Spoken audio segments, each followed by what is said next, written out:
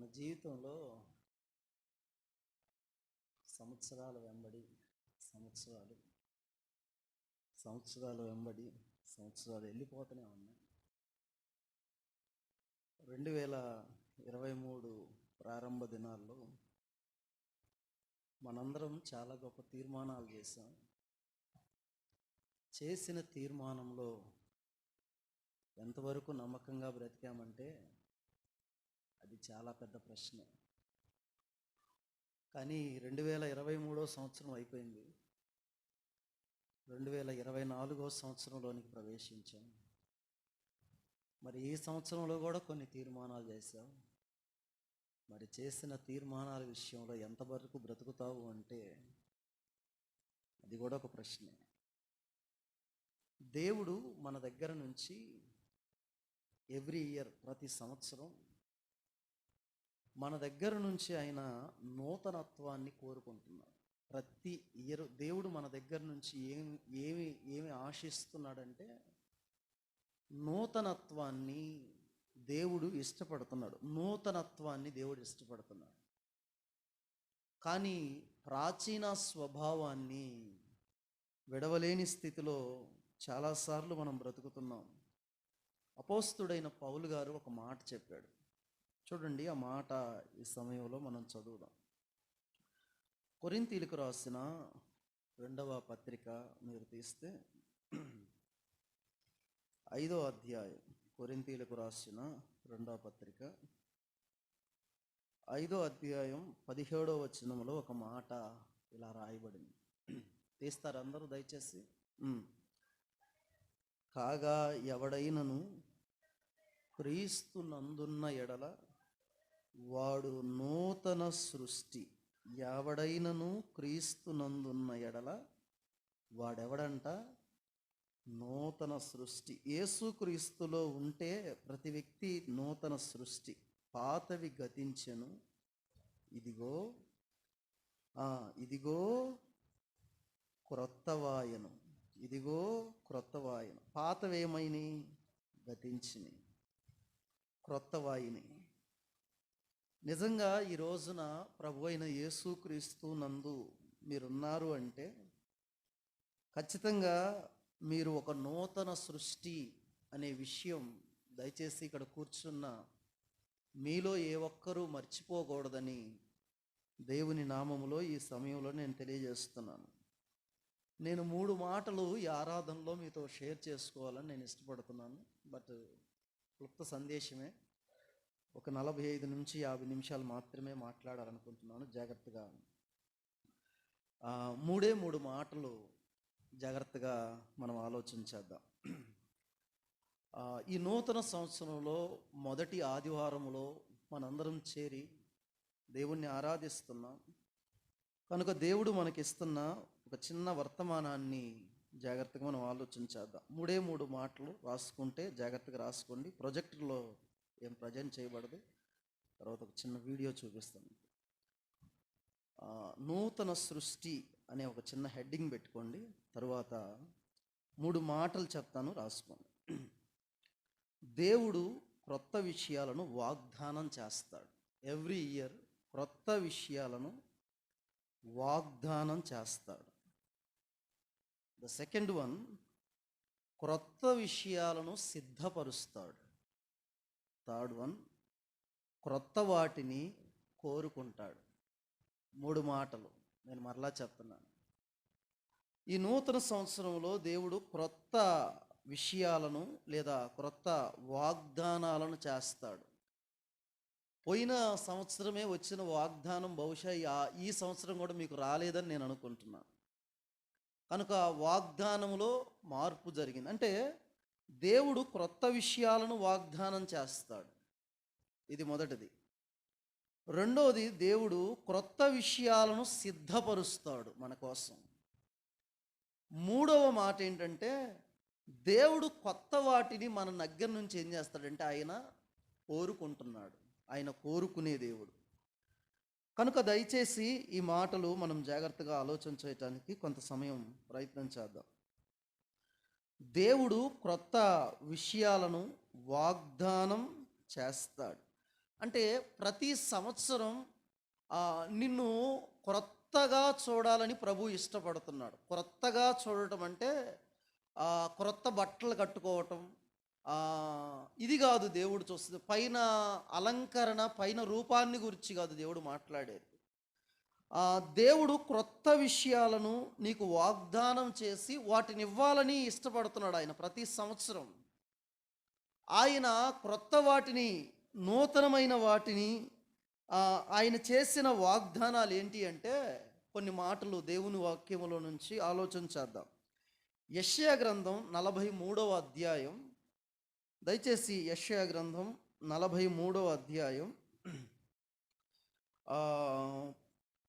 19వ వచనాన్ని చదువుదాం. దయచేసి యెషయా గ్రంథం 43:19 చదువుదాం. ఇదిగో నేనొక నూతన క్రియ చేయుచున్నాను, ఇప్పుడే అది మొలచెను, మీరు దాన్ని ఆలోచింపరా? నేను అరణ్యములో త్రోవ కలుగుజేయుచున్నాను, ఎడారిలో నదులు పారజేయుచున్నాను. ఈ నూతన సంవత్సరములో దేవుడు నీ జీవితం పట్ల, ఇక్కడ వాక్యం బోధిస్తున్న నా పట్ల, వాక్యం వింటున్న మీ పట్ల, మన సంఘమంతటి పట్ల దేవుడు ఒక నూతన క్రియ, ఆయన ఒక నూతనమైన క్రియ చేయుచున్నాను అంటే నూతనమైన క్రియ చేయాలనుకుంటున్నాడు దేవుడు మన జీవితాల్లో. ఇట్స్ ఎ గాడ్ ప్రామిస్, దేవుని వాగ్దానం. ఈ నూతన సంవత్సరంలో దేవుడు ఒక నూతనమైన క్రియ, ఒక నూతనమైన కార్యాన్ని దేవుడు ఈ సంవత్సరంలో నీ జీవితంలో, నా జీవితంలో, మనందరి జీవితాల్లో దేవుడు చెయ్యాలని ఆశపడుతున్నాడు. దేవుడు అది చేస్తానని కూడా ప్రమాణం చేస్తున్నాడు. నూతనమైన క్రియ చేస్తాను, నూతనమైన క్రియ లేదా నూతనమైన కార్యాన్ని నేను చేస్తానని దేవుడు ఏం చేస్తున్నాడు? ఈ నూతన సంవత్సరంలో వాగ్దానం చేస్తున్నాడు. ఆయన ఏది చేసినా నూతనమైనవి మన జీవితంలో చేయాలనుకుంటున్నాడు. హెజ్కేలు గ్రంథం 36వ అధ్యాయం 26వ వచనాన్ని మీరు తీస్తే, దయచేసి హెజ్కేలు గ్రంథం, మీరందరూ దయచేసి రిఫరెన్స్ తీయండి. హెజ్కేలు గ్రంథం 36వ అధ్యాయం 26వ వచనాన్ని చదువుదాం. దయచేసి 36:26. నూతన హృదయాన్ని మీకు ఇచ్చేది. ఇందాకలు ఏమన్నాడు? ఇక్కడ నూతన క్రియ చేస్తాను అంటున్నాడు. రెండవది దేవుడు ఏమంటున్నాడంటే ఇక్కడ నూతనమైన హృదయాన్ని నేను, అంటే ఇంతకు ముందున్న హృదయం కాదు. అంటే దేవుడు ఈ నూతన సంవత్సరంలో నూతనమైన హృదయాన్ని నేను నీకు ఇచ్చేదను. ఇదే ప్రామిస్, ఇది దేవుడు వాగ్దానం. ఇది అంటే నూతన క్రియ చేస్తానంటున్నాడు, నూతనమైన హృదయాన్ని దేవుడు ఇస్తానంటున్నాడు. థర్డ్ వన్, మూడవ మాట, ఇదే హెజ్కేలు గ్రంథం 11వ అధ్యాయం 19వ వచనాన్ని చూడండి ఒకసారి. 11:19 11:19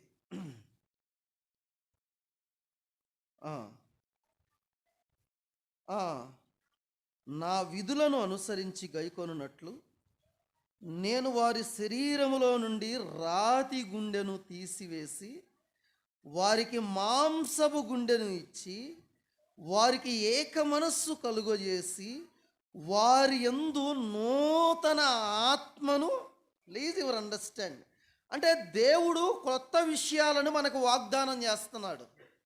ఏంటి ఆ క్రొత్త విషయాలు అంటే, ఒకటి, ఈ నూతన సంవత్సరంలో నేను నూతనమైన కార్యాన్ని నీ జీవితంలో చేస్తాను.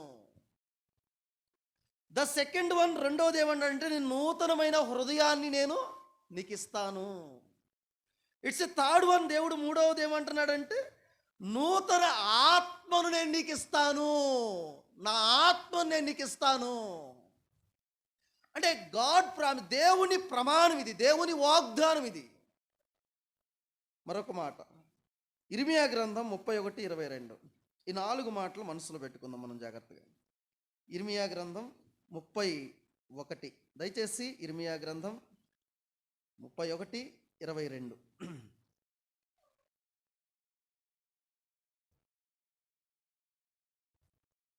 చదువు.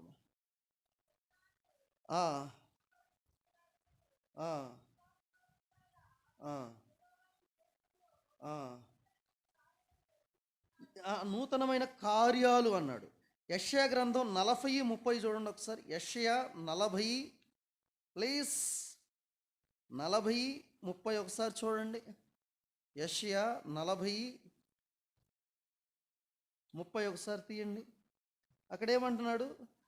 బాలురు సొమ్మసిల్లెదరు, అలయుదురు, యవనస్తులు తప్పక తొట్రిల్లుదురు, యెహోవా కొరకు ఎదురు చూచువారు నూతన బలము పొందెదరు. 4 ప్రామిసెస్, 4 వాగ్దానాలు. అంటే ఇవి 4 క్రొత్తవి, నూతనము అంటున్నాడు అక్కడ ప్రభువు.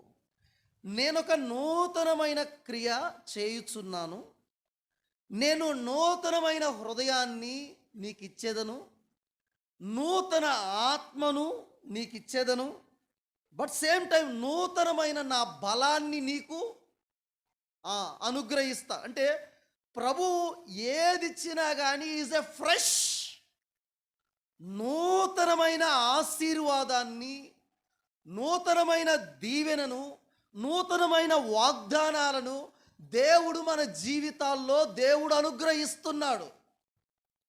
కానీ నూతనత్వాన్ని సంపాదించుకోవాలని, నూతనత్వాన్ని కలిగి బ్రతకాలని, నూతనంగా ఎదగాలని దేవుడు కోరుకుంటున్నాడు.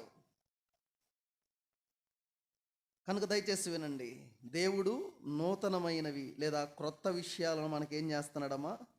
వాగ్దానం చేస్తున్నాడు. ఎవరికైనా క్రొత్తది అంటే ఇష్టం ఉంటుందా ఉండదా? క్రొత్త బట్టలు ఇష్టం ఉంటాయా లేవా? ఇష్టమే. పిల్లలకి కొత్త పుస్తకాలు కొనుక్కొచ్చి ఇచ్చామనుకో, వాళ్ళకి ఎలా ఉంటుంది? మీరు చదువుకునేటప్పుడు కూడా పాతవి కాకుండా కొత్త ఇస్తే ఎట్లా ఉంటుంది మీకు? చాలా ఇష్టం. క్రొత్తదనము అంటే ఎవరైనా, ఇప్పుడు బైబిల్లో కూడా క్రొత్త విషయాలు మీతో మాట్లాడుతున్నాను అనుకో, మీకు ఎలా ఉంటుంది? చాలా ఇంట్రెస్టెడ్గా. ఆల్రెడీ విన్న విషయాలు అయితే ఆల్రెడీ నేను ఈ విషయాన్ని ఎప్పుడో విన్నాను కదా, తెలుసులే నాకు ఈ విషయం, నాకు తెలుసులే. అంటే క్రొత్తదనాన్ని ఏం చేస్తామంటే ప్రభువు మనకి ఇవ్వాలని ఇష్టపడుతున్నాడు, క్రొత్తదనం కావాలని కూడా మనం కోరుకుంటున్నాం. అయితే వాటిని ఎంతవరకు సొంతం చేసుకుంటున్నాం అనేది చాలా ప్రశ్న. నూతన వాగ్దానాలను దేవుడు ఈ నూతన సంవత్సరంలో మనకిచ్చాడు. వాటన్నిటినీ మీరందరూ గుర్తుపెట్టుకున్నారని నేను అనుకుంటున్నాను. కనుక నా మొదటి పాయింట్, దేవుడు క్రొత్త విషయాలను వాగ్దానం చేస్తాడు. ఏంటి ఆ క్రొత్త విషయాలు? నూతన క్రియ, నూతన హృదయం, నూతన ఆత్మ, నూతన బలం దేవుడు మనకిస్తాడు. నూతన వాగ్దానం దేవుడు మనకిచ్చాడు. అంతా నూతనం నూతనం నూతనం నూతనం. It's second one. రెండో మాట, దేవుడు క్రొత్త విషయాలను సిద్ధపరుస్తాడు. మన కోసం దేవుడు ఏమి సిద్ధపరుస్తాడంటే క్రొత్త విషయాలను దేవుడు ఎప్పుడూ మనకి సిద్ధపరుస్తాడు. వాటిల్లో ఒకటి ఏంటంటే, ప్రకటన గ్రంథాన్ని మీరు ఒకసారి తీస్తే దయచేసి, ప్రకటన గ్రంథం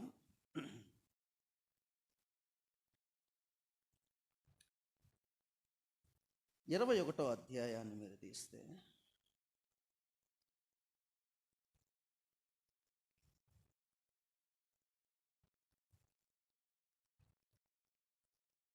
ఇరవై 21:5 చదువుదామా? అప్పుడు సింహాసనాసీనుడై ఉన్నవాడు, ఇదిగో సమస్తమును నూతనమైనవిగా చేయుచున్నానని చెప్పాను. అంటే దేవుడు మన కొరకు సిద్ధపరిచేదేంటి? దేవుడు క్రొత్త విషయాలను సిద్ధపరుస్తున్నాడు. మనందరము నివసించే ఇల్లును దేవుడు మన కొరకు ఏం చేస్తున్నాడు? పరలోకములో దేవుడు మన కొరకు సిద్ధపరుస్తున్నాడు. నీవు నివసించే ఇంటిని దేవుడు సిద్ధపరుస్తున్నాడు. మనం ఉండబోయే రాజ్యాన్ని దేవుడు ఏం చేస్తున్నాడు? ఈ 21వ అధ్యాయాన్ని మీరు కానీ జాగ్రత్తగా చదవగలిగితే, తర్వాత మీరు ఇంటికి వెళ్ళిన తర్వాత పరలోక రాజ్యములో మనం నివసించబోయే ఆ ఇల్లు పరలోక రాజ్యం, ఆ నూతన యెరూషలేమును గూర్చిన సంగతులు ఎంత ఉన్నతంగా రాయబడ్డాయో ఈ ప్రకటన గ్రంథంలో. నేను ఆశ్చర్యపోయా. నిజంగా ప్రభువా, నీవు నా కోసము నూతనమైన రాజ్యాన్ని, నూతనమైన గృహాన్ని నువ్వేం చేయబోతున్నావు? నువ్వు నా కోసం సిద్ధపరుస్తున్నావయ్యా. ప్లీజ్ మరలా మనం ఆలోచన చేద్దాం. దేవుడు క్రొత్త విషయాలను వాగ్దానం చేస్తాడు, బట్ సేమ్ టైం క్రొత్త విషయాలను సిద్ధపరుస్తాడు. ఏంటి ఆ క్రొత్త విషయాలంటే? ఆ నూతన గృహం, నూతన రాజ్యం దేవుడు మనందరి కోసం ఈ నూతన సంవత్సరంలో దేవుడు సిద్ధపరుస్తున్నాడు. It's a third one. మూడవ మాట ఏంటండి చెప్తారా? మూడవ మాట ఏంటి? ఒకటి, క్రొత్త విషయాలను ఆయన ఏం చేస్తాడు? ఒకటి, వాగ్దానం చేస్తాడు. రెండు, క్రొత్త వాటిని మన కోసం ఏం చేస్తాడు? ఆయన సిద్ధపరుస్తాడు. మూడవ మాటగా నేను చెప్తున్నాను, దేవుడు ఏం కోరుకుంటాడు మన దగ్గర నుంచి ఈ నూతన సంవత్సరంలో? నా అంశం దీని మీదే మాట్లాడాలనుకుంటున్నాను కొంత సమయం. తర్వాత చివరిలో మారిన, అంటే నూతనత్వాన్ని పొందుకున్న ఒక వ్యక్తి జీవితాన్ని గురించి నేను మాట్లాడి నా మెసేజ్ని ముగించాలనుకుంటున్నాను. దేవుడు ఈ నూతన సంవత్సరం, ఎన్ని సంవత్సరాలు మన మీద నుంచి దొర్లిపోతున్నాయో, నిజంగా సంవత్సరము, నూతన సంవత్సరం అంటే క్యాలెండర్ మారటం కాదండి. నూతన సంవత్సరం అంటే క్యాలెండర్ మారటం కాదు. నూతన సంవత్సరం అంటే క్యారెక్టర్ మారటం. దేవుడు కోరుకుంటుంది అది. క్యాలెండర్ మారటాన్ని కోరుకోవట్ల దేవుడు, క్యారెక్టర్ మారటాన్ని దేవుడు కోరుకుంటున్నాడు. అంటే దేవుడు క్రొత్త విషయాలను నీ దగ్గర నుంచి ఆయన ఏం చేస్తున్నాడు? ప్రభు కోరుకుంటున్నాడు. ఓ మాట చదువుదాం మనం. రోమపత్రిక 1వ అధ్యాయం 1-2 వచనాలను మనం చదవటానికి ప్రయత్నం చేద్దాం ప్లీజ్. రోమపత్రిక 12వ అధ్యాయం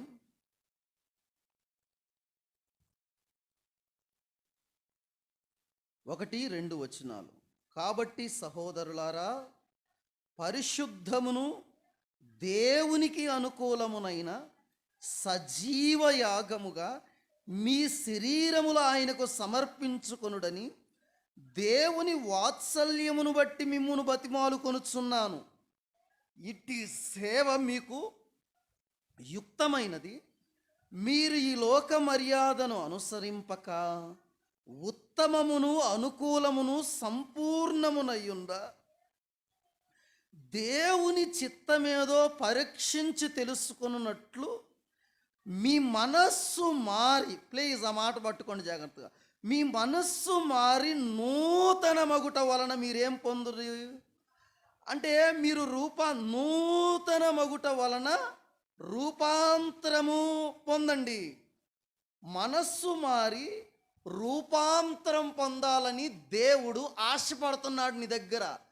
దేవుడు నూతనత్వాన్ని కోరుకుంటున్నాడు. అంటే ఒక వ్యక్తి ఎప్పుడు రూపాంతరతలోనికి వస్తాడంటే, తన మనస్సు మారినప్పుడు, తను నిజమైన మారు మనస్సు పొందినప్పుడు తనేమవుతాడంటే రూపాంతరతలోనికి వస్తాడు. నేను అడుగుతున్నాను, రక్షించబడి నువ్వు ఎన్ని సంవత్సరాలు అయింది? నీవు యేసుక్రీస్తుని తెలుసుకొని ఎంతకాలం అయింది? నువ్వు ప్రభువు దగ్గరకు రావటం మొదలుపెట్టి ఎన్ని సంవత్సరాలు అయింది? ఎన్ని జనవరి 1 దాటి వెళ్ళిపోయినాయి? నువ్వు ఎంతవరకు నూతనత్వాన్ని సంపాదించుకున్నావు? నువ్వు ఎంతవరకు రూపాంతరత చెందావు? ప్లీజ్, నువ్వు ఎంతవరకు రూపాంతరత చెందావు? నీ మనస్సు ఎంత మారింది అనేది దేవుడు ఏం చేస్తున్నాడో తెలుసా? ఈ నూతన సంవత్సరంలో ఆయన ఆశిస్తున్నాడు మన దగ్గర నుంచి. మన మనస్సు మారాలని దేవుడు కోరుకుంటున్నాడండి. క్రైస్తవ జీవితంలో నూతనత్వం ఒక్కసారి పొందాలి, ప్రతిదినం పొందాలి. నూతనత్వం అనేది యేసుక్రీస్తుని సొంత రక్షకుని అంగీకరించిన తర్వాత దేవుడు నూతనత్వాన్ని మనకిస్తాడు. అయితే ఆ నూతనత్వం అనేది మనము చనిపోయే వరకు ఏం చేయాలో తెలుసా? మనము నూతనత్వాన్ని, రూపాంతరతను పొందుతూనే ఉండాలి అని దేవుడు ఆశిస్తున్నాడు. ఒక చిన్న వచనాన్ని ఈ సమయంలో మనం చదువుకుందాం. అంటే దేవుడు ఎక్స్పెక్ట్ చేస్తుంది ఏంటో మన దగ్గర నుంచి ఈ నూతన సంవత్సరంలో నేను మాట్లాడాలనుకుంటున్నాను. దయచేసి రండి దేవుని వాక్యంలో నుంచి తీతు పత్రిక, అపోస్తలుడైన పౌలు కాపరి పత్రికల్లో అతి విలువైన పత్రిక తీతుకి రాసిన పత్రిక 3వ అధ్యాయం. ప్లీజ్ దయచేసి 3వ అధ్యాయం 5వ వచనాన్ని చదువుతారా? మనము నీతిని అనుసరించి చేసిన క్రియల మూలముగా కాక, ప్లీజ్ అందరూ తీయండి, ప్లీజ్ అందరూ తీయండి. 198వ పేజీ 3వ అధ్యాయం 5వ వచనం. ఈ వచనం మీకు అర్థమైందంటే సందేశం అర్థమైనట్లే ఈ ఆదివారంది. దయచేసి ప్లీజ్. మనము నీతిని అనుసరించి చేసిన క్రియల మూలముగా కాక తన కనికరము చొప్పుననే పునర్జన్మ సంబంధమైన స్నానము ద్వారాను పరిశుద్ధాత్మ మనకు నూతన స్వభావము కలుగు చేయట ద్వారాను మనల్ని ఏం చేశాడంట? ఆయన రక్షించెను. నేను ఒక మాట చెప్తున్నాను ఇక్కడ. రక్షణ అంటే ఏంటండి? ప్లీజ్ బ్రదర్, ఇక్కడ బాప్తిజం తీసుకున్నారు మీరంతా. నేను మిమ్మల్ని అడుగుతున్నాను ఒక ప్రశ్న. రక్షించబడటం అంటే ఏంటనుకుంటున్నారు మీరు? రక్షించబడటం అంటే బాప్తిజం తీసుకోవటం అనుకుంటున్నారా మీరు? రక్షించబడటం అంటే తెల్ల బట్టలు కట్టుకొని ప్రతి ఆదివారం మందిరానికి రావటం అనుకుంటున్నారా? రక్షించబడటం అంటే నూతన స్వభావము కలుగజేయుటం. అంటే నూతన స్వభావాన్ని కలిగి ఉండటం నువ్వు రక్షించబడ్డావు అనటానికి ఒక రుజువు. ఒక చిన్న వీడియో 2 నిమిషాలు ఉంటుందండి. జాగ్రత్తగా మీరు అబ్జర్వేషన్ చేయండి దాన్ని. ఈ లైట్లు ఆపేయండి అమ్మ, కొంచెం ఆపేసారా? రైట్.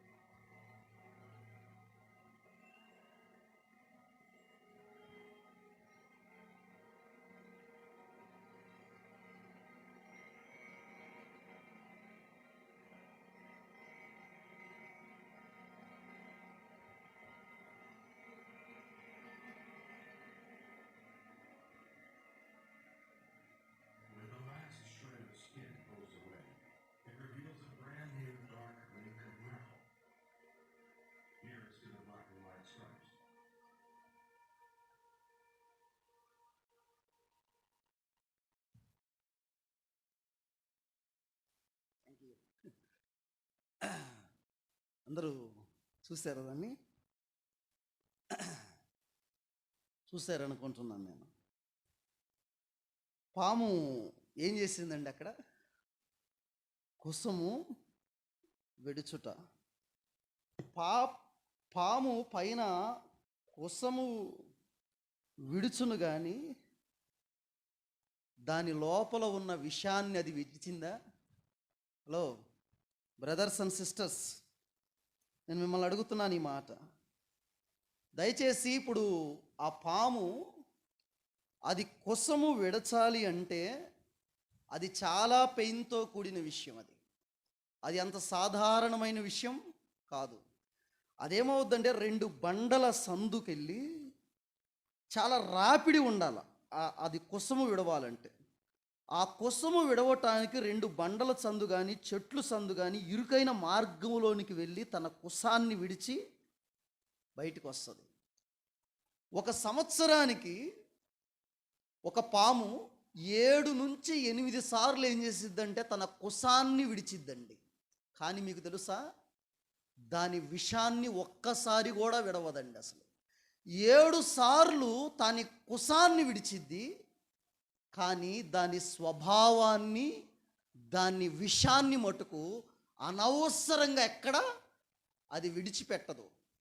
ప్లీజ్, నేను ఈ ఆరాధనలో నేను మీకు చెప్తున్నాను, విషాన్ని ఒక్కసారి కూడా వదలదు, విషాన్ని వదలదు, దాని స్వభావాన్ని మార్చుకోదు. ఇక్కడ రక్షణ అంటే పైన కొసాన్ని వదలటం కాదు, మీరు అర్థం చేసుకోవాలా. రక్షణ అంటే పైనున్న కుసాన్ని వదలటం కాదు, లోపల ఉన్న స్వభావాన్ని, విషాన్ని మార్చుకోవడం. ఇది ఇక్కడ ఇదే అంటున్నాడు వాస్తవానికి తిమోతి. రక్షణ అంటే ఏంటి? మీరు ఒకసారి చదవండి మరలా దాన్ని. తీతుకు రాసిన పత్రిక ఇప్పుడు చదవండి ఒకసారి మీరు, 3వ అధ్యాయం 5వ వచనాన్ని చదవండి ఒకసారి మీరు. ఏంటమ్మా? నీతిని అనుసరించి చేసిన క్రియల మూలముగా కాక కనికరము చొప్పున పునర్జన్మ సంబంధమైన స్నానము ద్వారాను పరిశుద్ధాత్మ మనకు నూతన స్వభావము కలుగజేయుట ద్వారాను మనల్ని ఏం చేశాడంట? రక్షించెను. రక్షణ అంటే పైన కుసాన్ని వదలటం. చూడండి, చాలాసార్లు పైన కుసాన్ని వదులుతాం, బట్టలు మారినాయి మనకి. నిజంగా సంవత్సరం వచ్చారే కొత్త బట్టలు మార్చుకుంటున్నాం మనం. నిజంగా లోపల ఉన్న విషము, స్వభావం ఎంత మారింది,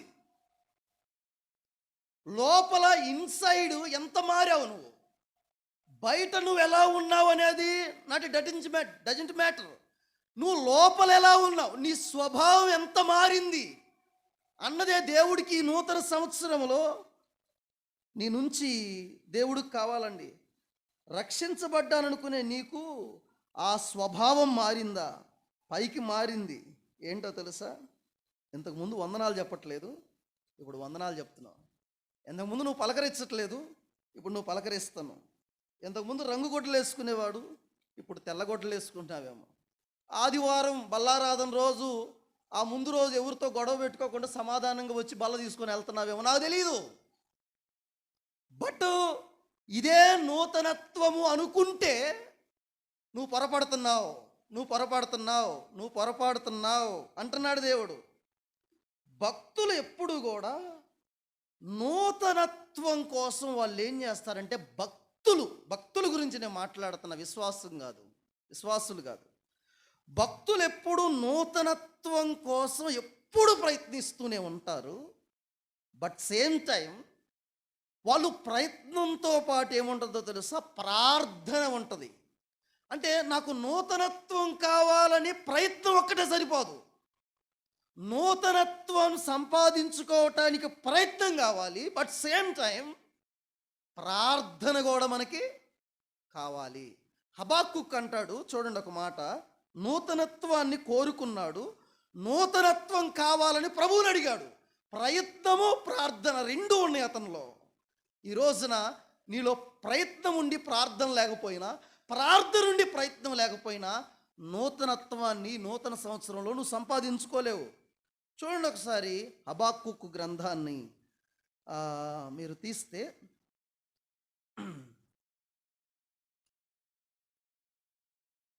దయచేసి హబాక్కుకు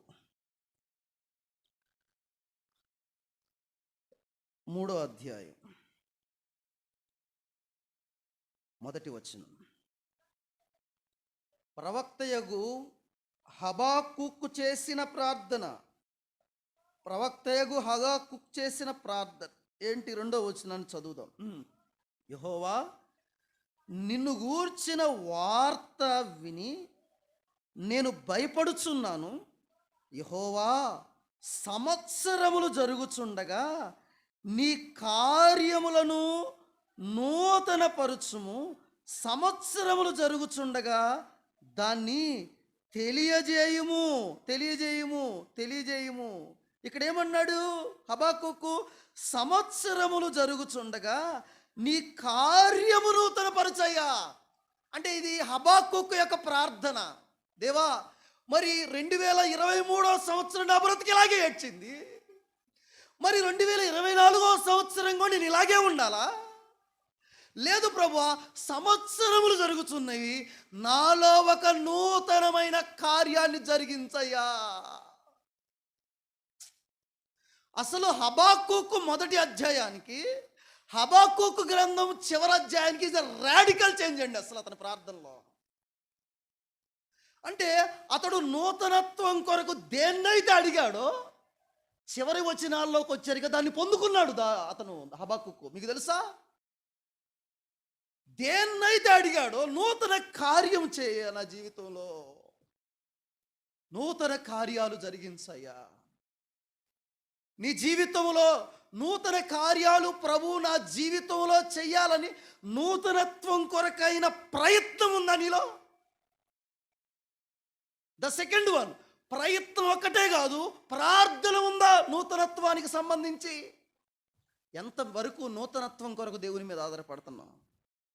ఇది అయిన తర్వాత ఈ 3వ అధ్యాయం తర్వాత అంటాడండి, అసలు హబాక్కూకు మాట్లాడతాడు అక్కడ 3వ అధ్యాయం లాస్ట్ వచనాలకు వచ్చరికి అతను అంటాడు, అసలు అతని ఆలోచన ప్యాటర్నే మారిపోయిద్దండి. 17వ వచనం కాడికి వచ్చేసరికి, ఆ అంజూరపు చెట్లు పూయకుండినను, ద్రాక్ష చెట్లు ఫలింపకపోయినను, ఆ ఒలీవ చెట్లు కాపు లేకయుండినను, చేనిలోను పైరు పంటకు రాకపోయినను, గొర్రెలు దొడ్డిలో లేకపోయినను, శాలలో పశువులు లేకపోయినను, నేను యెహోవా యందు ఆనందించెదను. హల్లెలూయా, హల్లెలూయా. నిజంగా ఏ స్థితిలోనికి వచ్చాడో చూడండి, అసలు ఏ స్థితిలోనికి పరిశుద్ధాత్మ దేవుడు తను నడిపించాడో చూడండి అసలు. కనుక నూతనత్వం కొరకైన ప్రయత్నము, నూతనత్వం కొరకైన ప్రార్థన, నూతనత్వం కొరకైన ప్రయత్నము నీలో ఉండాలా? మారాలి, నేను మారాలి, నేను మారాలి, నేను మారాలి. గత సంవత్సరానికి ఈ సంవత్సరానికి నాలో మార్పు రావాలి, నా ప్రార్థనలో మార్పు రావాలి, నా వాక్య ధ్యానంలో మార్పు రావాలి, నా సహవాసంలో నా మార్పు రావాలా, నా ఏకాంత ప్రార్థనలో మార్పు రావాలా, నేను సువార్త ప్రకటించే విషయంలో మార్పు రావాలా, నా క్యారెక్టర్, నా సాక్ష్యంలో మార్పు రావాలి. సంవత్సరాలు ఎన్నో గడిచిపోతున్నాయి, సంవత్సరాలు ఎన్నో గడిచిపోతున్నాయి. ఇప్పటికే నీ మీదకి చాలా సంవత్సరాలు వచ్చేసినాయి. కానీ అక్కడ ఏమంటున్నాడు తెలుసా? ఎన్నో ప్రశ్నలతో ప్రారంభించాడు హబాక్కూకు. మీకు తెలుసో లేదో, చివరికి వచ్చరికే అతను చేస్తున్న ప్రార్థన చిన్నది కాదు, దేవుణ్ణి అంతరంగంలో నుంచి స్తుతిస్తున్నాడు అక్కడ. అసలు నిజంగండి, అంజూరపు చెట్లు వేసుకుంటే దానికి పూత రాకపోతే ఎవరైనా ఆనందిస్తారా? నేను ఆనందిస్తాను అంటున్నాడు ఆయన. ద్రాక్ష చెట్టు నాటితే ద్రాక్ష కాయలు కాయకపోతే నేను ఆనందించగలనా? కానీ బట్ నేను ఆనందిస్తాను. ఎందుకో తెలుసా? ఇంతకు ముందు లాగలేదు నా హృదయం, నేను మారింది నా హృదయం. ఇంతకు ముందు లాగలేను. ఇంతకు ముందు నేనేం చేసేవాడిని అంటే ఫలాలు వస్తేనే స్తుతించేవాడిని నేను. కానీ ఇప్పుడు నేను ఫలాలు రాకపోయినా నేను దేవుణ్ణి స్తుతిస్తాను. ఇంతకుముందు ఆ చేలోని పంట సమృద్ధిగా పండితేనే దేవునికి కృతజ్ఞతలు చెప్పేవాడిని. ఒకవేళ పంట పండకపోయినా నేను దేవుని కృతజ్ఞతలు స్తుతులు చెల్లిస్తున్నాను. పశువులు శాలలో లేకపోయినా, ఎందుకంటే హబాక్కూకు హృదయము నూతనమైందండి. హల్లెలూయా, హల్లెలూయా. ఈ నూతన సంవత్సరంలో నీ హృదయం దేవుడు నూతనం అవ్వాలని కోరుకుంటున్నాడండి. పైన కుసాన్ని విడవటంగా దేవుడికి కావాల్సింది లోపల ఉన్న విషం, లోపల ఉన్న స్వభావం, ఇది మారాలని దేవుడు కోరుకుంటున్నాడు. మీకు అర్థమవుతుంది అనుకుంటున్నాను నేను చెప్పేమాట. రెండో వ్యక్తి కూడా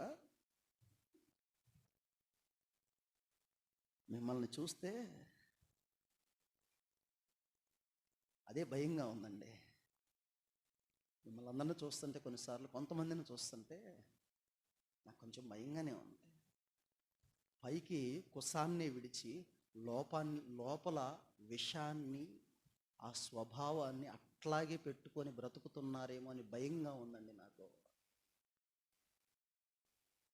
దానివల్ల జయరాజ్ అన్నకు ఉపయోగం లేదు, దానివల్ల నీకు ఉపయోగం లేదు, నువ్వు ఆరాధిస్తున్న సంఘానికి ఉపయోగం లేదు. దానివల్ల ఈ జీవితాన్ని ఇచ్చిన దేవుడికి అంతకంటే ఉపయోగం లేదు. గుర్తుపెట్టుకో ప్లీజ్. మారాలి లోపల హృదయం, బట్టలు కాదు, బ్రతుకు మారాలి. దావీదు ఏడుస్తాడండి 151వ కీర్తనలో. ఒకసారి చూస్తారా ప్లీజ్? 51వ కీర్తన, 51వ కీర్తన 10వ చరణాన్ని చదువుతారా? దేవా, నా యందు శుద్ధ హృదయము కలుగజేయుము, నా అంతరంగములో స్థిరమైన మనస్సు నూతనముగా పుట్టించుము. ఏం మనస్సు పుట్టాలండి? చెప్పండి, అందరూ చెప్పండి ఈ మాట. నాలో, చెప్పండి అమ్మా, అందరూ చెప్పండి. నాలో నాలో నాలో స్థిరమైన మనస్సు నూతనంగా పుట్టించు. అందరూ చెప్తారు మరొకసారి. నాలో నాలో, గట్టిగా చెప్పాలా, నాలో స్థిరమైన మనస్సు నూతనంగా పుట్టించు. ఎందుకు ఈ ప్రార్థన చేస్తున్నాడంటే దావీదు, ప్రభువా నేను చంచల స్వభావం కలిగిన ఉన్నయ్యా, నేనిప్పుడు తీర్మానం చేసుకుంటానయ్యా నేను ఇలాగ ఉండాలని, కానీ 1 గంట తర్వాత నేను పడిపోతాను ప్రభువా, ఆ తీర్మానంలో నిలబడలేనయ్యా. నేను చాలాసార్లు నూతన సంవత్సరంలో నేను ఇలా బ్రతకాలని తీర్మానం చేసుకున్నాను ప్రభువా,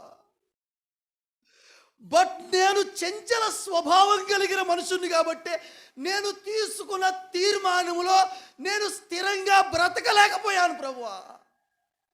ప్లీజ్ ఈ సంవత్సరములోనైనా నా హృదయాన్ని స్థిరపరుచయ్యా, నూతనంగా నా మనస్సుని స్థిరపరుచయ్యా అని ఏడుస్తున్నాడు దావీదు దేవుని ఎదుట.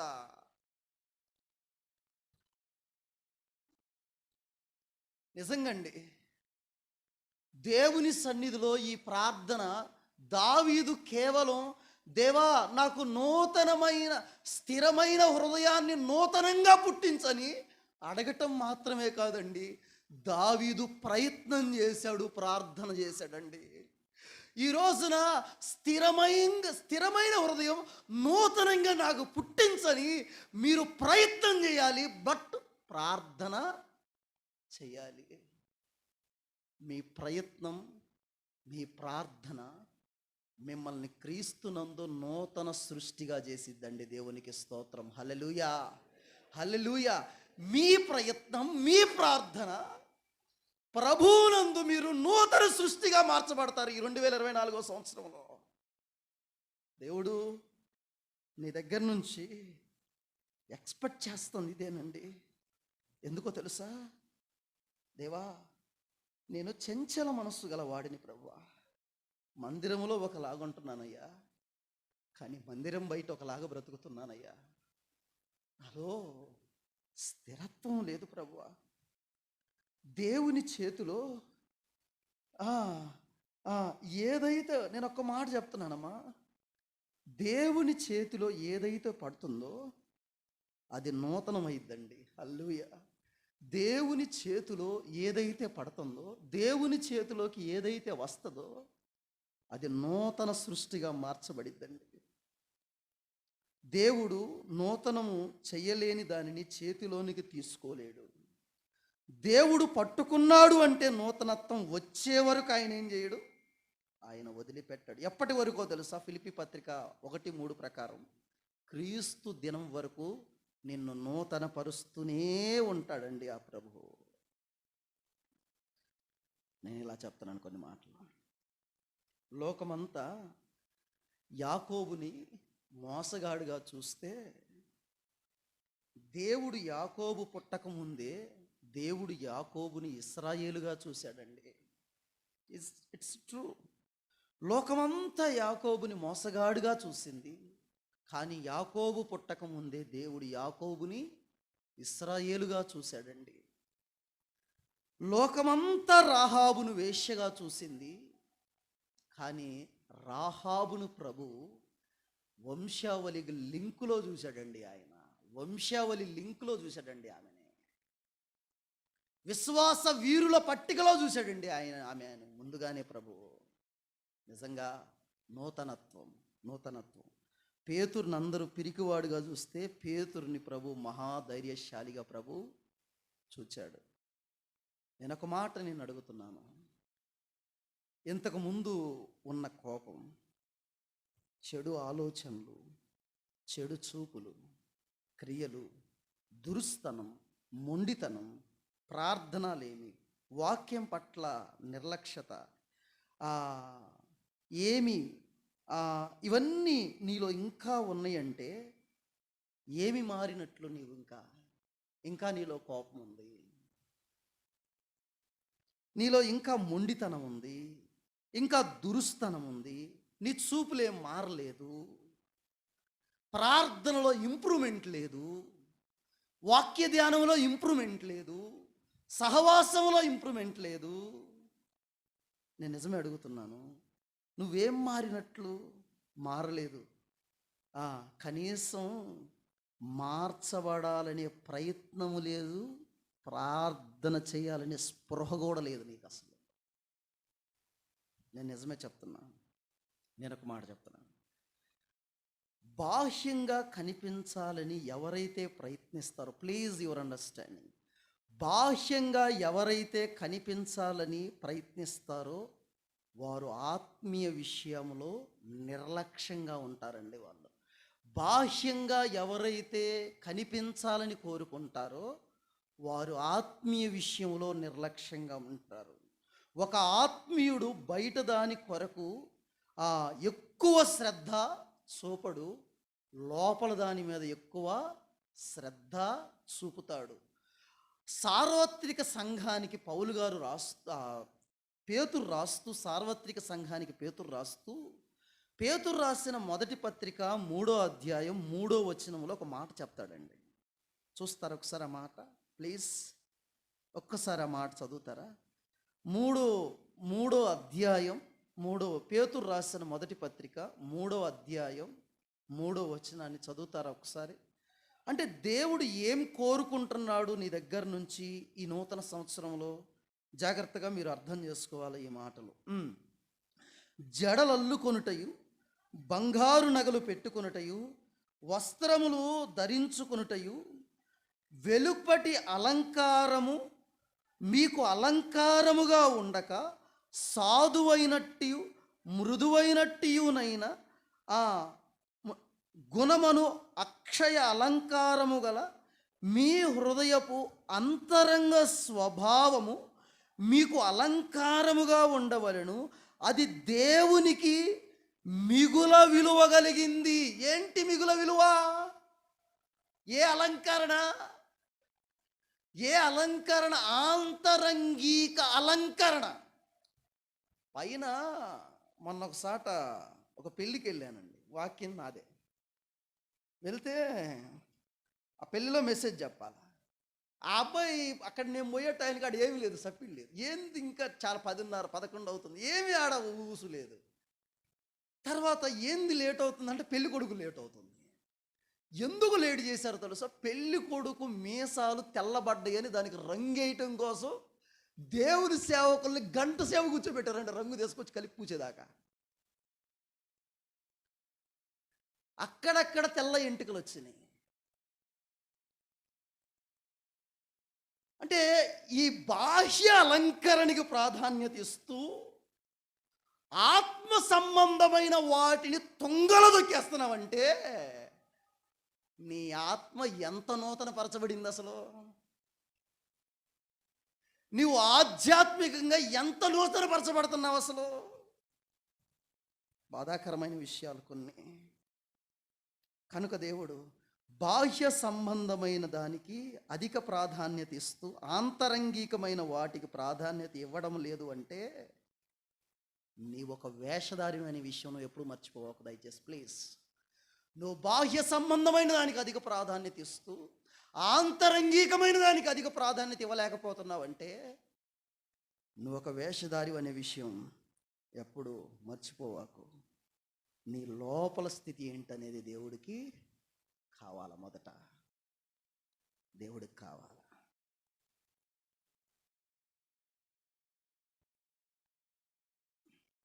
ఒక వ్యక్తి నూతన పరచబడిన ఒక వ్యక్తిని జ్ఞాపకం చేసి నా సందేశాన్ని ముగించాలనుకుంటున్నాను ప్లీజ్. నేను 3 మాటలు చెప్పాను, చెప్తారు ఒకసారి. దేవుడు క్రొత్త వాటిని వాగ్దానం చేస్తాడు. దాంట్లో 4 మాటలు చెప్పాను. 1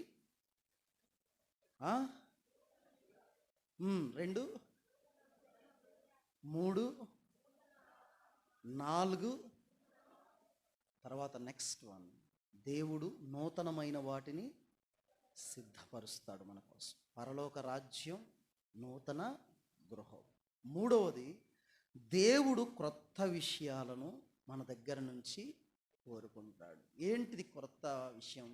నూతన స్వభావాన్ని దేవుడు ఈ నూతన సంవత్సరంలో దేవుడు నీ దగ్గర నుంచి ఆయన కోరుకుంటున్నాడు. ఏం కోరుకుంటున్నాడు ఆయన ఈ నూతన సంవత్సరంలో? నీ స్వభావములో ఎంత మార్పు వచ్చింది, నీ స్వభావములో నువ్వు మారాలని దేవుడు కోరుకున్నాడు. తన స్వభావాన్ని మార్చుకున్న ఒక వ్యక్తిని జస్ట్ ఊరకట్ల అవుట్లైన్ మాత్రమే మీకు జ్ఞాపకం చేస్తా, ఎందుకంటే అది పెద్ద ప్రసంగం. అసలు అది నేను దాని లోపలికి వెళ్ళలేను. జస్ట్ మనం కూడా మార్పు చెందామంటానికి రుజువులు కనపడాలి కదా, అందుకోసమని ఊరకట్ల చదివించాలనుకుంటున్నాను, నా సందేశాన్ని ముగించాలనుకుంటున్నాను. దయచేసి మార్కు సువార్త మీరు తీస్తే 5వ అధ్యాయంలో ఒక వ్యక్తి కనపడతాడు మీకు. 1 నుంచి 20 వచనాలలో ఒక వ్యక్తిని మనం చూస్తాం. ఎవరండి అతను? మార్కు సువార్త 5వ అధ్యాయం 1 నుంచి 20 వరకు కనపడే ఆ వ్యక్తి ఎవరండి? చెప్పండి అమ్మా, ఎవరైనా?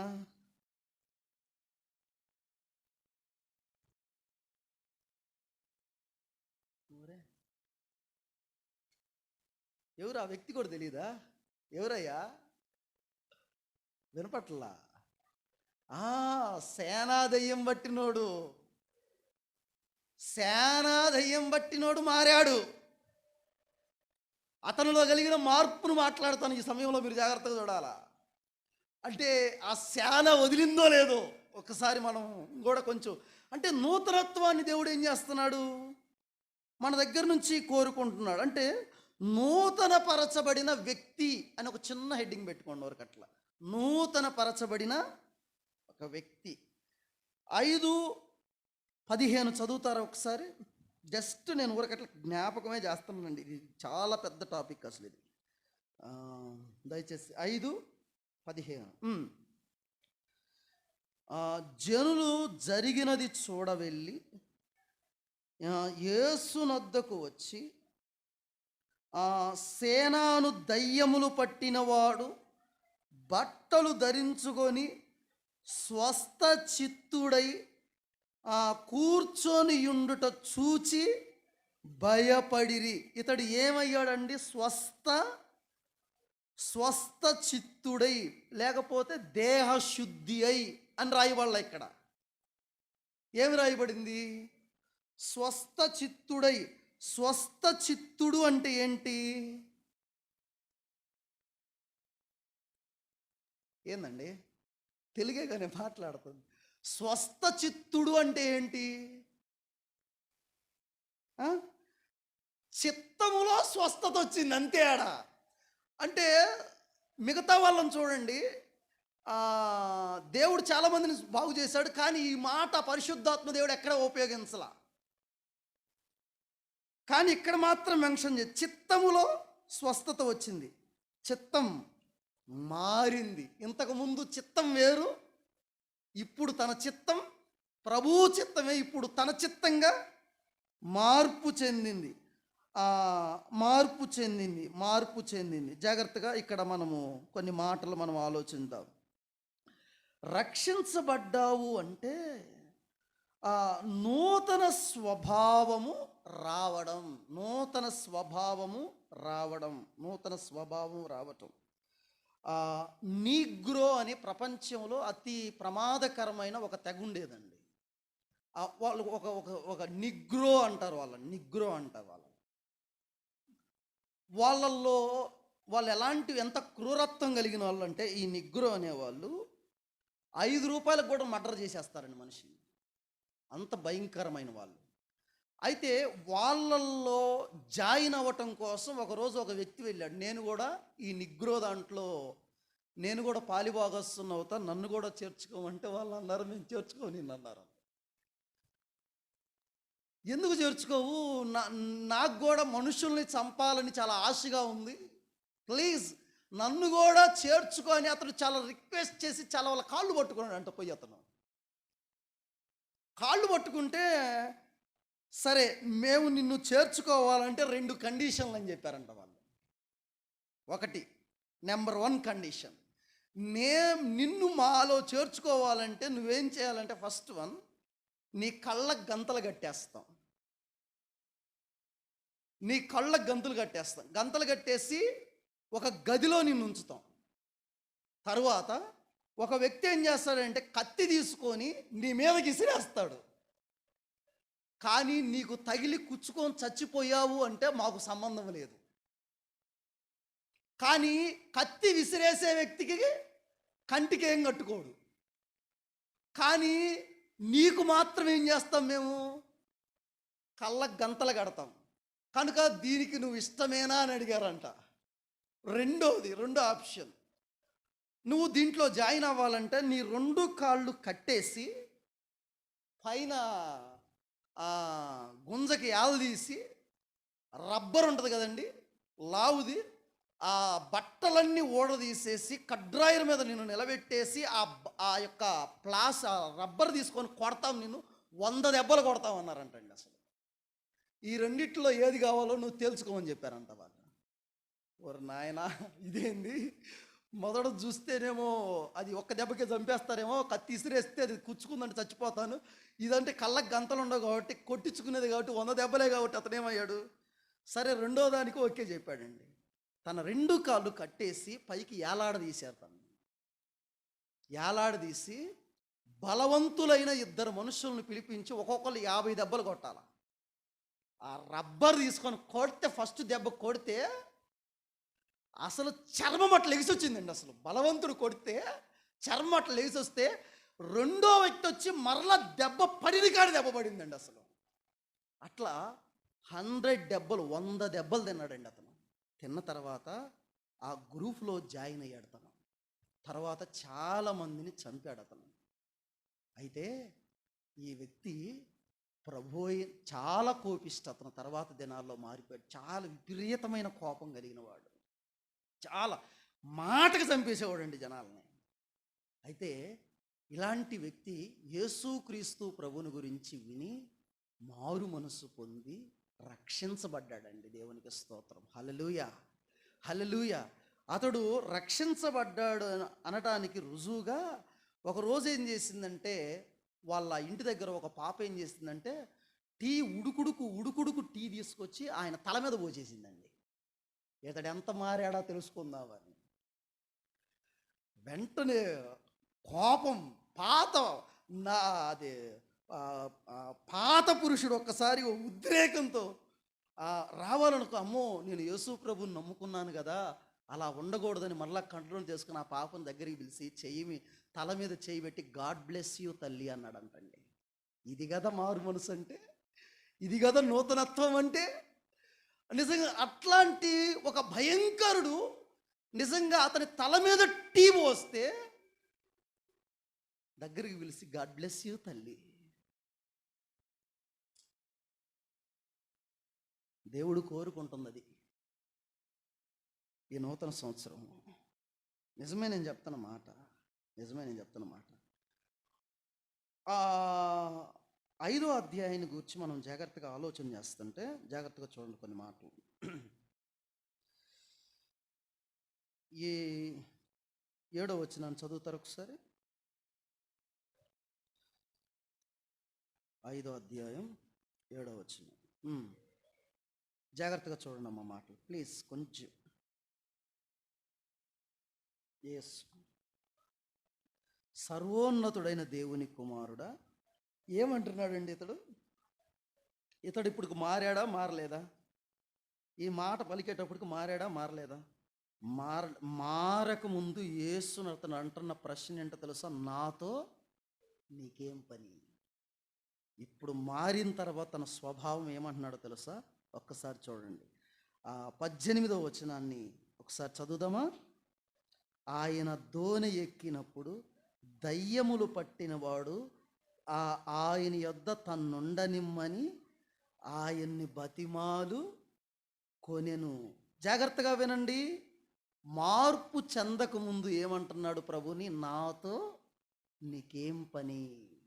ఇప్పుడు మార్పు చెందిన తర్వాత నేను నీతో.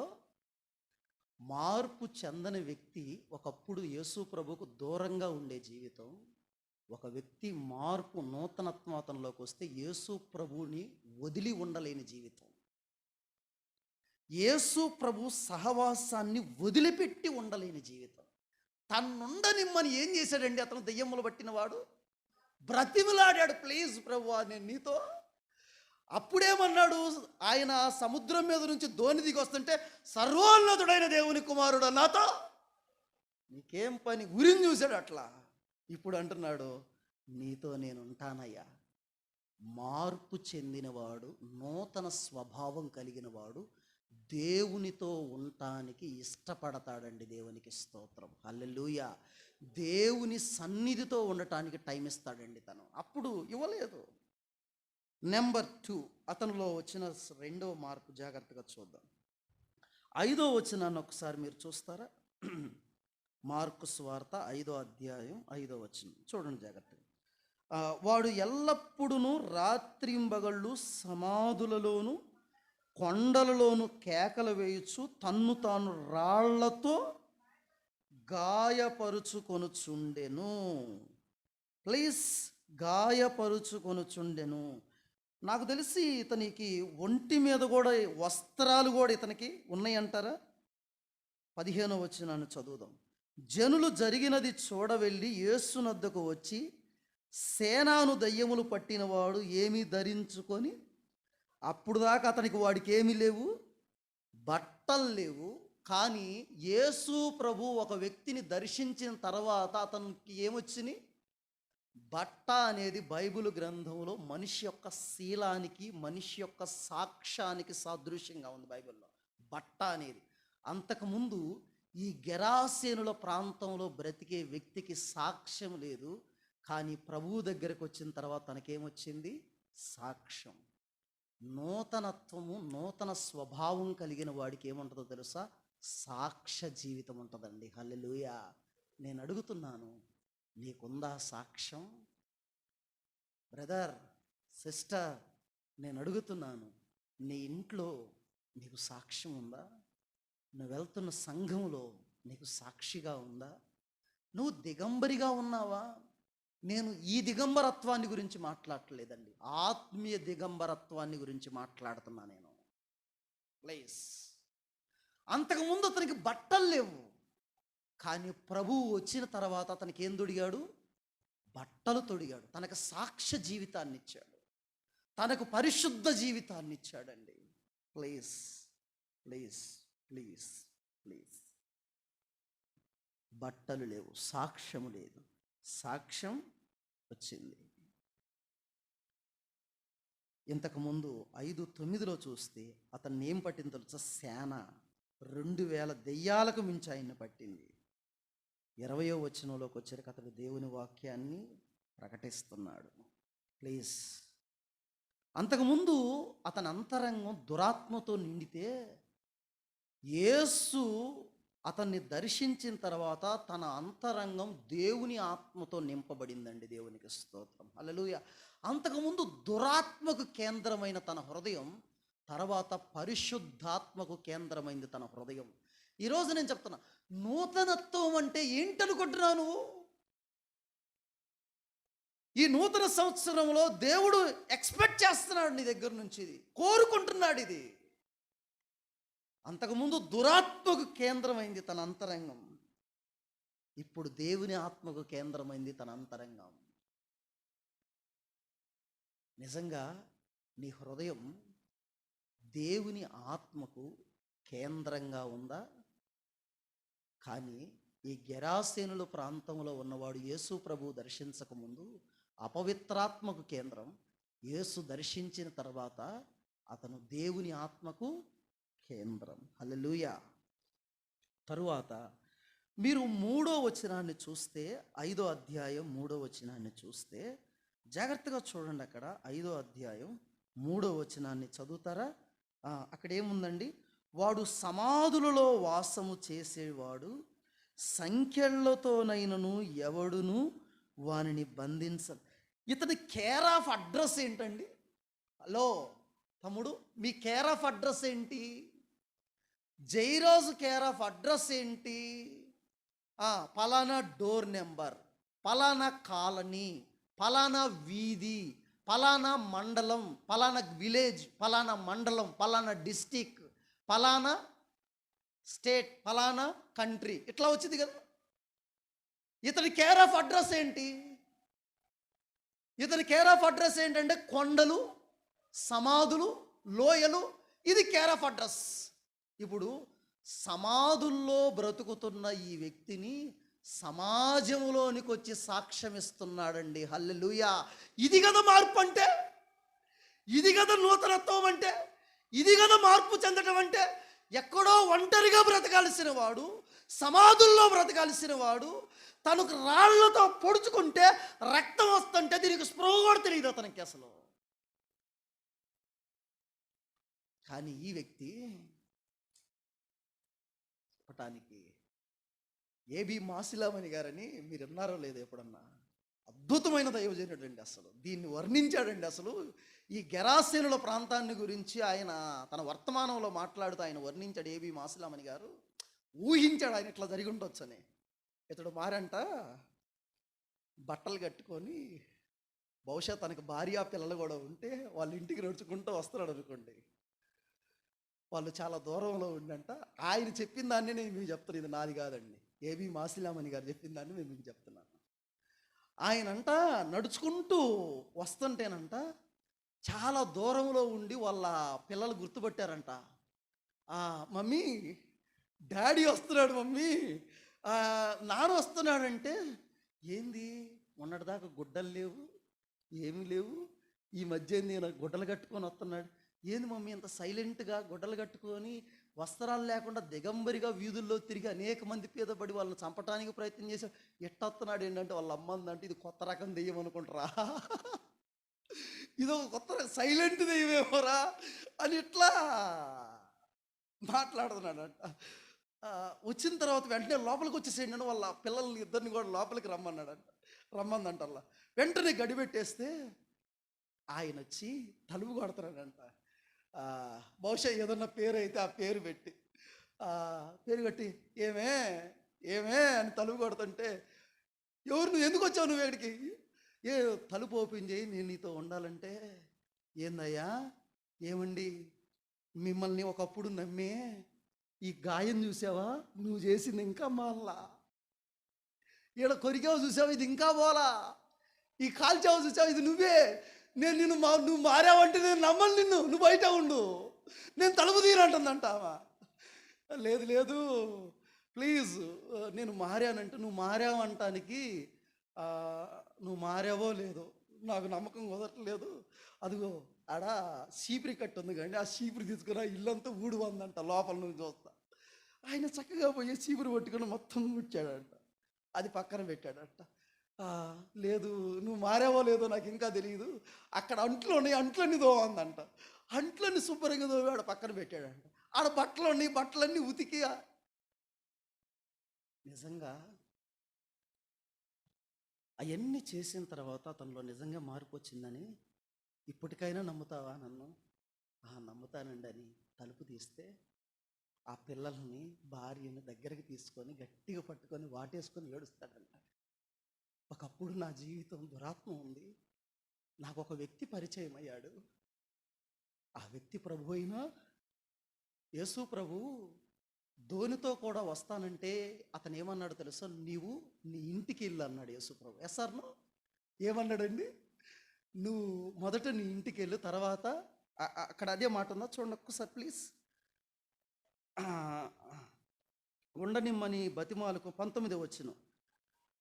ఆయన వానికి సెలవేయగా నువ్వు నీ ఇంటి వారి వద్దకు వెళ్ళి ప్రభువు నీ యందు కనికరపడి నీకు చేసిన కార్యములన్నిటినీ వారికి, అంటే ప్రభు ఏవేవి చేశాడో తన భార్యకి తన బిడ్డలందరికీ ఏం చేసి ఉంటాడు ఆయన. తర్వాత తన కుటుంబాన్ని రక్షణలోకి నడిపించాడు. తర్వాత దెక్కపొలి అంటే 10 పట్టణాలని అర్థం అండి. దెక్కపొలి అంటే 10 పట్టణాలు, 10 టౌన్స్. 10 టౌన్స్ను ప్రభు కోసం పట్టుకున్నాడండి. హల్లెలూయా. ఇది కదా నూతన స్వభావం అంటే, ఇది కదా మార్పు అంటే. ఒకప్పుడు దెయ్యాలు, ఇప్పుడేమో దేవుని ఆత్మ. ఇది కదా మార్పు. నేను అడుగుతున్నాను మిమ్మల్ని, నువ్వెంత మారావు? సంవత్సరాలు జరుగుచుండగా నాలో నూతన క్రియ చేయుము తండ్రి. ప్లీజ్. మారాడు. గెరాసేనులో ప్రాంతములో అపవిత్రాత్మ చేత పట్టిన వ్యక్తి మారాడు అంటానికి చాలా రుజువులు ఉన్నాయి. బ్రదర్స్, సిస్టర్స్, అతడు మారాడు అంటానికి చాలా రుజువులు ఉన్నాయి. నేను నిన్ను అడగలుగుతున్నా, నువ్వు మారావు అంటానికి ఒక్క రుజువు అయినా ఉందా? నీ గురించి నువ్విచ్చుకునే సాక్ష్యం సరైంది కాదు, కానీ నీ గురించి ప్రభు ఇచ్చే సాక్ష్యం, నీ గురించి నీ ఇంటి వారు, నీ సంఘం ఇచ్చే సాక్ష్యం ముఖ్యమైనది. మీకు తెలుసా, తన గురించిన సాక్ష్యం తానివ్వలా, ప్రభు ఇచ్చాడు, సమాజం ఇచ్చింది. కనుక జాగ్రత్త. ఈ నూతన సంవత్సరంలో నువ్వు నూతన సృష్టిగా మార్చబడదువుగాక. ప్రార్థన చేద్దాం. కళ్ళు మూసుకుంది ప్లీజ్. పైన కుసాన్ని కాదండి, విషాన్ని విరవండి దయచేసి ప్లీజ్. ప్రతి సంవత్సరం మనం కుసాన్ని విడుతున్నామేమో, స్వభావాన్ని విడవకుండా జాగ్రత్త. ప్రార్థన చేద్దాం.